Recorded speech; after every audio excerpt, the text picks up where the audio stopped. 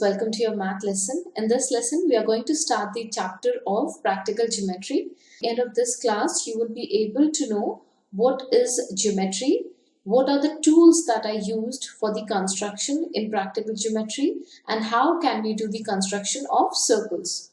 So everything that we are going to cover is this.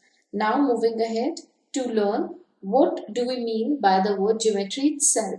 So as you already have idea what geometry is a branch of mathematics that deals with the sizes, shapes, positions, angles and dimensions of things, right?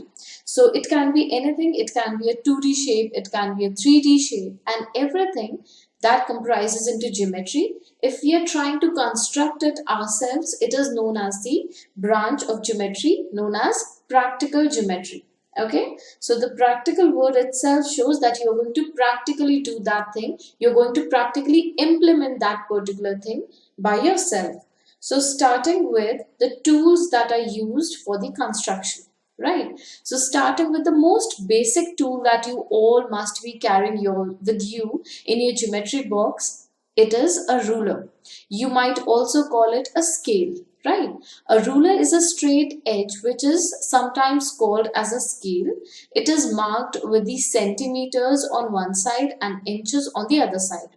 It is used to draw line segments and also to measure them. So probably you must be using rulers very much in order to draw straight lines. This is why we use it. And obviously while you are measuring, while you are drawing these straight lines, you can also use this particular ruler in order to measure those lines, right? You see that there are certain measurements given on the ruler. See the ruler that you are having for yourself. Probably it's a plastic ruler or a wooden one or a steel ruler, right? So when you see these rulers, you see these marks on them that is given in centimeters 0, 1, 2, 3, and you see these small little marks in between. These divisions are in millimeters, and as we already know that in a scale here between 0 to 1 we have got 10 millimeters, right? So this is what we already know. Now what more we know is that in a ruler, what you probably must be having with you, you can see on the other end there are certain little larger distances that are shown. These distances are in inches. So probably the scale that you are having, it has got two different measurements. One is in centimeters, millimeters, and the other one on the other side is in inches. Now comes the second tool to do the construction. This is a very important instrument that you use. It is called as the compasses, right? The compass has two ends. One is the pointer, this one here, it's the pointer end, and the other is for the pencil. So here you can see this attachment. Here this is the place where you attach the pencil to your compass, right?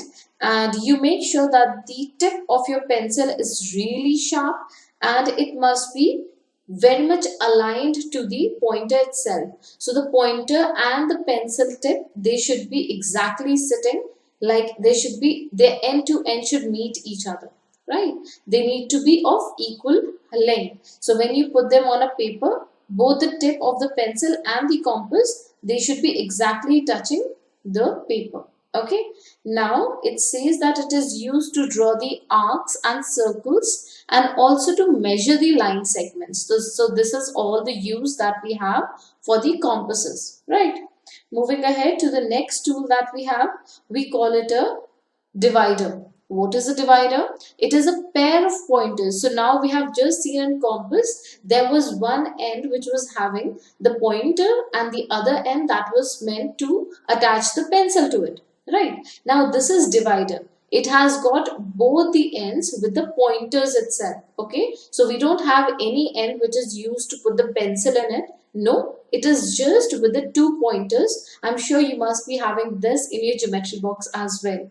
Right, so it is used to compare the lengths of the line and arcs. This tool, you probably must be thinking, is not of much use to you, but I can assure you that if you see the people, the architects, the engineers, when they are doing drawings of the big buildings, they need to be very much accurate with the line segments, the blueprint that they make of the buildings. So what they do, they use this kind of dividers, right? So they measure these lines and angles very accurately with the help of this instrument. Okay, this instrument is called as the divider.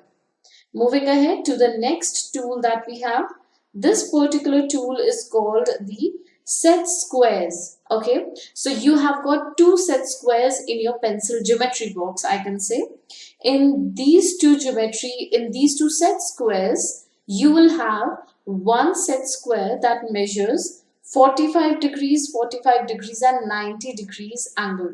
So here you can see this particular angle and this particular angle.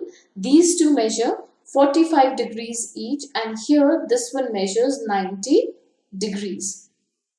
Okay, so these are the angles, and according to this particular angles we have in this set square, we have the, like we call it, what kind of we have got, it is a set of two triangular pieces. One is having 45, 45 and 90 degrees angle at the corners. If we join the two same triangular pieces, we get a square. So if imagine you get another such set square and you put them side by side by one of the longest side attached to each other, you will notice that you have formed a square.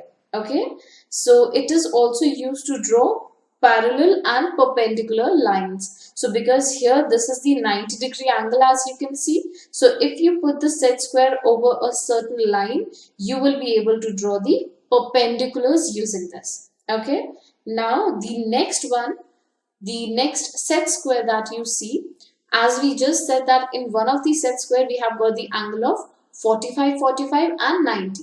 Now this one comes here, it has got angle 30 degrees, 60 degrees. So this one here, the smallest angle is 30 degrees. This one here, you can see it is 60 degrees. And here this one that you see, this one is 90 degrees in measure. Okay, so other having 30, 60 and 90 degree angle at the corners, if we join two same triangles, we will get a rectangle. So if similar kind of a triangle you will put here, you will see that we have formed a rectangle. It is used for drawing parallel lines and perpendicular, right? So simple. Now comes another very important tool for construction. It is called as the protractor. I hope you do remember what protractor is. We have already learned about this when we were learning about angles, right? Now, what do we know about a protractor? It is a semicircular device which is divided into 180-degree parts, right? I hope you do remember. Either you read it from right to left or left to right. Both ways you will see that it starts from 0 and it has got 180 parts, right? Each part representing 1 degree. It starts from 0 degree from the right hand side and ends with 180 on the left hand side and vice versa. So either ways you can see that starting from 0 and ending to 180. It is used to measure and draw angles. This is the most important and the only use of protractor, that we use it to draw the angles. Now, subscribe to Bright Tutee course at ₹1 per day only. Download Bright Tutee app from Play Store and get the online courses prepared by competent and experienced teachers for different education boards of classes 6 to 10. Bright Tutee courses are available for the subjects of Math, Science, Social Science, English and Hindi in English and Hindi medium. Bright Tutee follows 3-step approach, that is learning, assessment and exam preparation. In learning, topic-wise video lectures with explanation of concepts and discussion of textbook examples and questions are available with the solutions. In assessment, topic-wise online MCQ test, practice assignments and chapter-wise question bank are available with the solutions. In exam preparation, previous year's question papers, sample papers and model test papers are available with the solutions. Sign up today on Bright Tutee and avail your courses at affordable prices. Now, let us start with the construction of the most important shape that we use, that is of circles, the most interesting shape that we know about. Right, so what is a circle? As you have already have good idea about circles. So circle is a round shape in which all the points of its boundary are at the same distance from the center, right? So here you can see A, this is the center of the circle. We call it center of the circle. That is the, we can also say instead of center, we sometimes call it the origin, right? So either you call it the center or you can call it the origin of the circle. So here it is marked with point A.